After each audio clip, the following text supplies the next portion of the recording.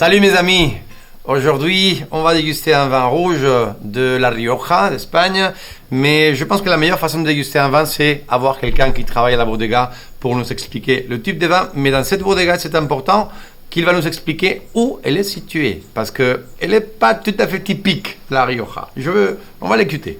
Oui, John, raconte-nous.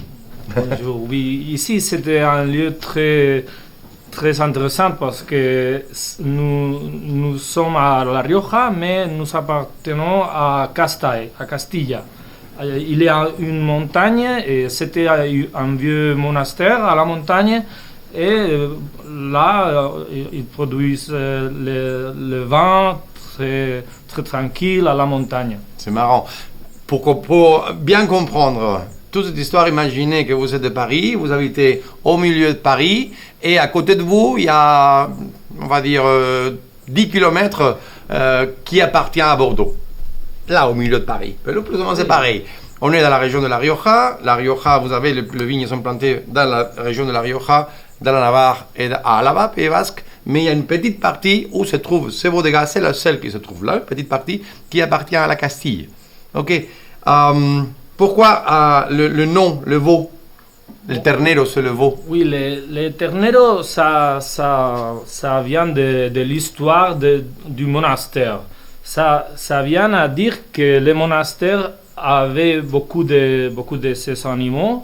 Ils étaient très importants pour les peaux, pour écrire, hein? Pour écrire, oui. Ok. Alors, le nom c'est très important parce qu'il veut dire que ce monastère avait des pots pour les livres. Pour l'écriture, les livres des moines. Les moines étaient toujours autour du vin. Là où il y avait l'alcool, il y avait des moines. Bon, comme aujourd'hui aussi, oui. C'est pareil plus ou moins. Ok. et alors, c'est très important l'altitude de vignoble à 650 mètres.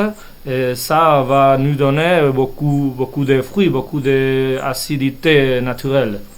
Bon, on va les trouver, hein, on va les chercher, on va les déguster. On va se passer au nez. Voilà, moi quand je sens ce vin, je le mets, même s'il a 16 mois en barrique de chêne français, on pourrait dire que c'est un criança typique de Rioja, mais il n'est pas un criança typique de Rioja, non. Parce qu'on a beaucoup plus de fruité que dans les typiques de Rioja. Oui, pour nous c'est aussi très important l'utilisation de la bois française, seulement la bois française.